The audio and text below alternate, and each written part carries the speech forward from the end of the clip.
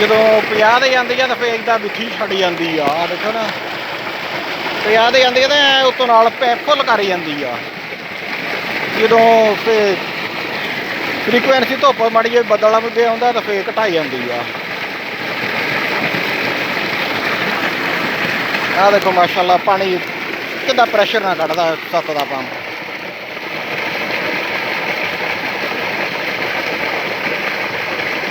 ਮਾਸ਼ਾਅੱਲਾ ਬਹੁਤ ਜ਼ਬਰਦਸਤ ਪਾਣੀ ਕੱਢਦਾ ਏ। ਤੇ 48 ਪਲੇਟਾਂ 215 ਦਾ ਪੰਪ ਆ ਤੇ 7 ਦਾ ਪੈਪ ਆ। ਪਾਣੀ ਦੇਖੋ ਮਾਸ਼ਾਅੱਲਾ।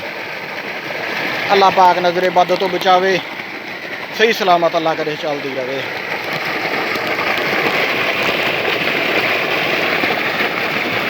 ਇਸ ਤਰ੍ਹਾਂ ਦੀਆਂ ਹੋਰ ਵੀਡੀਓ ਦੇਖਣ ਲਈ ਮੇਰੇ ਚੈਨਲ ਨੂੰ ਸਬਸਕ੍ਰਾਈਬ ਕਰ ਲਓ, ਨਾਲ ਘੰਟੀ ਵਾਲੇ ਬਟਨ ਨੂੰ ਦਬਾ ਦਿਓ।